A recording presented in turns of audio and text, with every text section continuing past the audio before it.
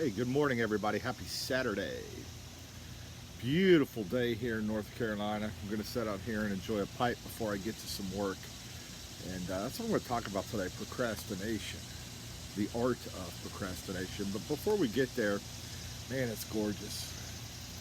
Good breeze, um, beautiful sunny day. We were going to camp this weekend, but the art of procrastination, I held off. I didn't feel the greatest last weekend, so I'm going to do my school project this weekend. So we're not going to camp, which is okay. It was supposed to be super, super hot, and I think it is later. So we don't enjoy camping when it's that hot. Smoking burley light without a bite.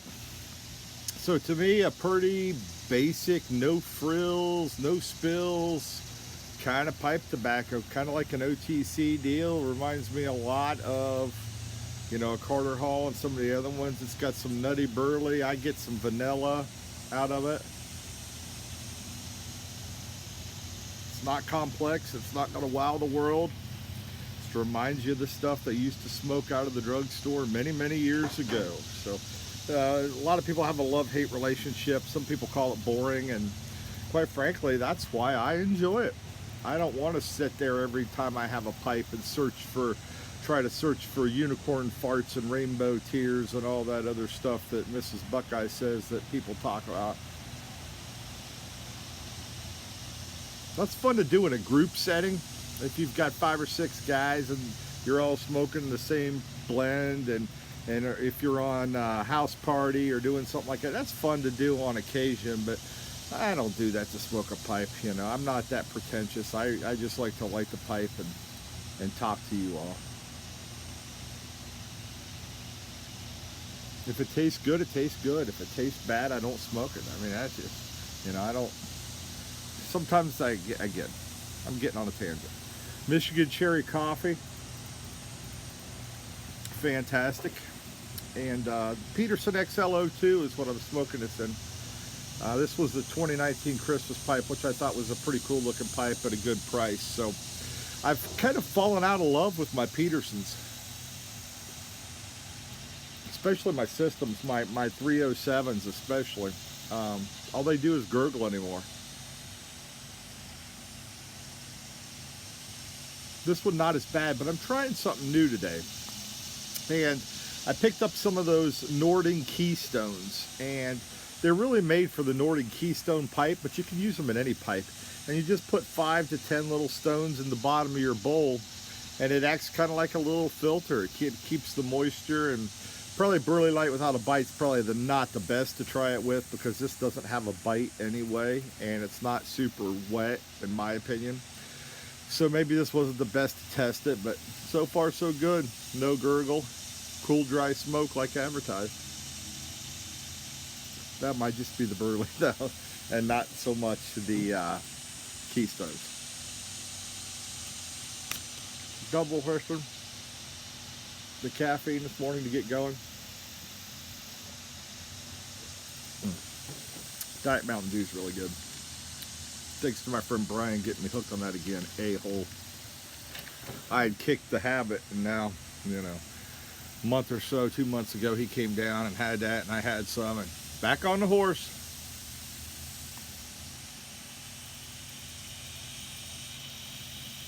But it's good. It's good. Anyhow, the art of procrastination.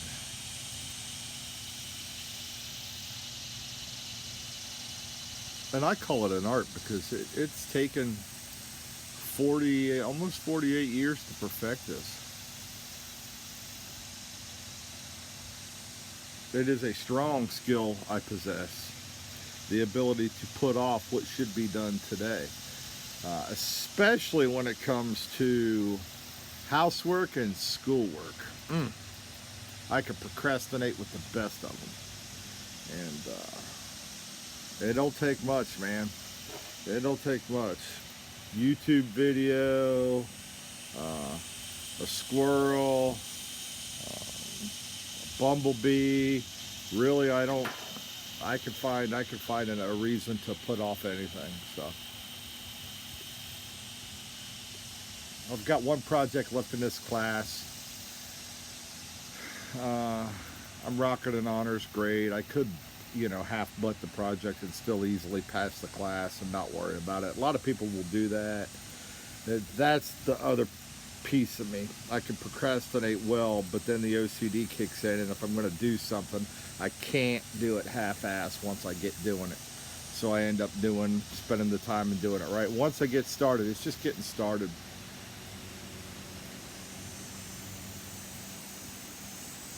With any project, that is the case, whether it's home repairing, you're painting a room, or just getting that first coat of paint on, or getting it taped, getting it started. Once you get it started, you're good. So, but I have that project I'm working on is a 6 to 8 minute presentation with the PowerPoint and my persuasive presentation. And again, I'm going to do it on why you should adopt a dog versus buying a bred dog. So I thought it was something different and fun.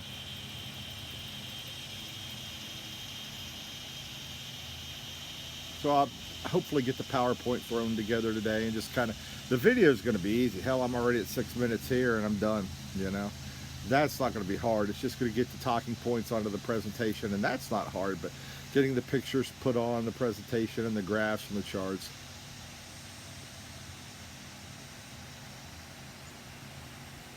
And then designing a presentation around it. That's the easy part. It shouldn't be a hard project. I was going to do it last weekend so we could go camping this weekend, but we just got caught up with a lot of stuff going on, and it was hot and didn't feel well.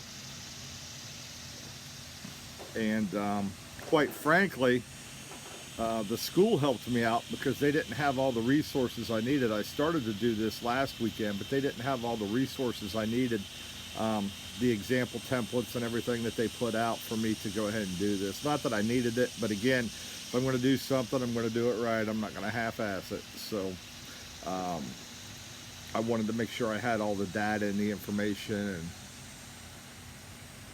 before I just threw something out there. Kind of like hitting the plunger too fast on Family Feud before they asked the whole question, And I could have gotten it done last weekend, but it may not have contained, because they throw out more tidbits all week. But get this one done, finish up next week will be easy, a little reading, a couple posts, a little bit of cleanup on week 11. Then I think I get 2 or 3 weeks off, which is nice. I don't think the next class starts till October 6th. So if that's the case, we'll camp every weekend.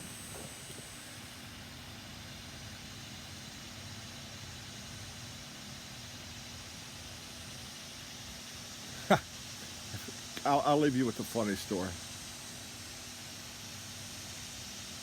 I had to talk to somebody this week proactively in regards to attendance, and just let them know, hey, you've missed some time. I'm a little bit concerned.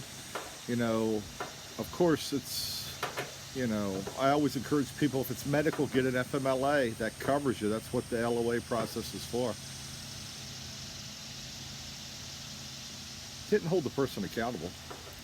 Just was a friendly conversation. Hey, let's get this under control before we get down a road. And somehow that turns into, John doesn't work a lot of hours. Why should I? And that person tells my boss, hey, John hadn't worked a lot of hours until you came. What? What makes me chuckle about it is I'm at work before this person gets at work, and leave after this person leaves. So there's no possible earthly way this person could know how many hours I work. And trust and believe, John does wish he could work a 40-hour week. I wish I could work a 50-hour week.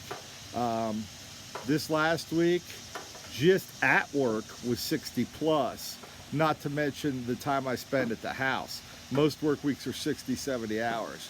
So for somebody to go back and tell my boss, John doesn't work a lot of time, now he knew, geez, didn't even have to tell him. He knew right away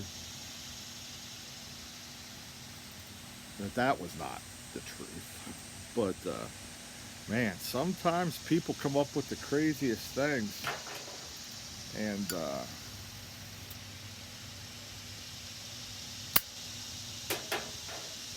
I don't know. My work kind of speaks for itself, stands on its own merits. And the phone buzzes and beeps and rings all weekend long. So, and all vacations.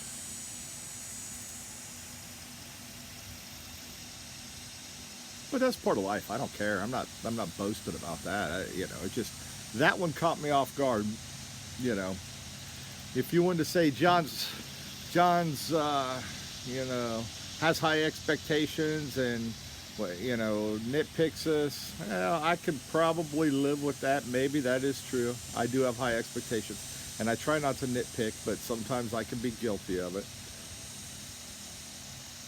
John micromanages. I really try not to, and I only do it if I have to, but guilty. Okay. So, see, I can point out things I can improve, but this person was deflect. It's not my fault. I couldn't help it. I couldn't do this. I couldn't do that. I couldn't do this. I couldn't do that. Which leads me to believe, and the conversation went something like this. Keep in mind, it was not a conversation in where I held anybody accountable. It wasn't a performance-based conversation. It was a, hey, let's be proactive. I care about you conversation and don't want to see you. That turned into John's a nitpicker and micromanager, but never once did the person say, you know what, I see what you're saying. Okay, thanks for proactively having this conversation with me. And deflect.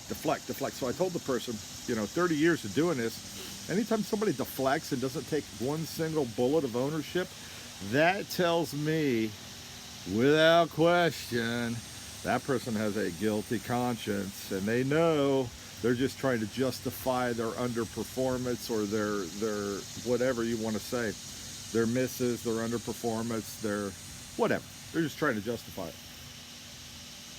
in their mind.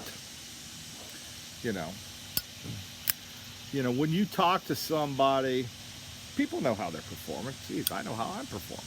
I know what my strengths are. I know where I can develop. If you can't look yourself in the mirror, and this is a conversation, maybe a conversation for another pipe later today on self-reflection. If you can't look at yourself in the mirror and say, you know what, I could probably do this better, then you can't self-reflect.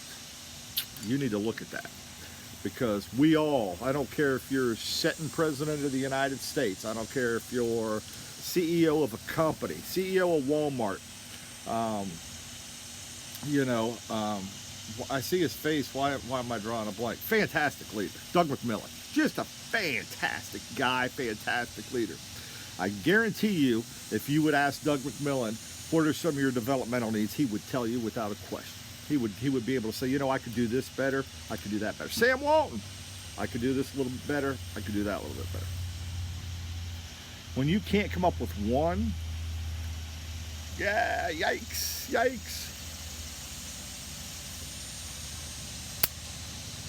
That's not good. Unless you're Jesus Christ, and he probably would not have any developmental needs.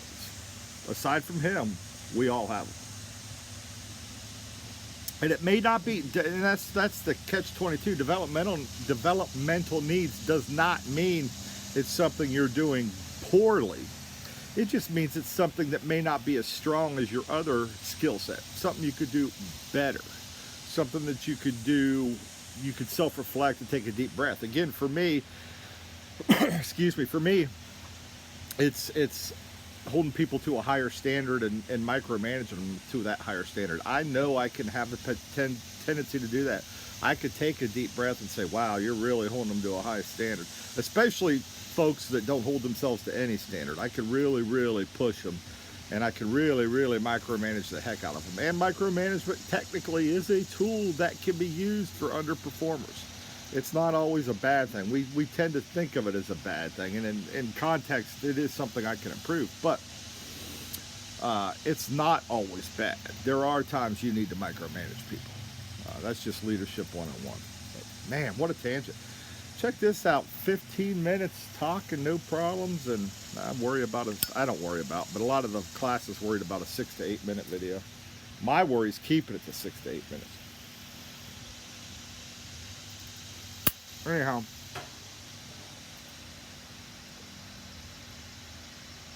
I'll let you go. Those keystones, hey, maybe they did work. I didn't gurgle this pipe. We'll see. Well, the real test will be digging out one of the 307s and seeing if that gurgles.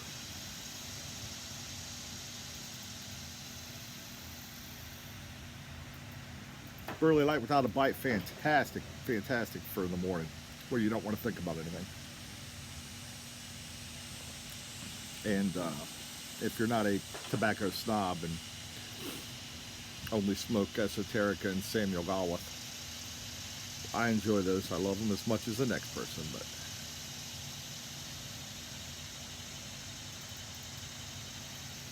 you'll also see me smoke my fair share of Prince Albert and Carter Hall. Just average dude. Anyhow, folks, long video. Be well, take care of yourselves, wash your hands, wash your damn hands, social distance, all that good stuff. I don't know. So take care of yourselves, your families, be well. Challenge, that's your challenge for the week. Maybe look and say, take one thing, self-reflect and find one thing you can improve on, whether it's in your life, personal life, your professional life, your marriage, your volunteer work, maybe even just like me, even procrastination. Take one thing maybe you can focus on this week and try to do it a little bit better. And that's all we can do. We're human. We're not perfect. We can just try to do something a little bit better next time and learn from our mistakes. We'll catch you next time, everybody. Have a great day.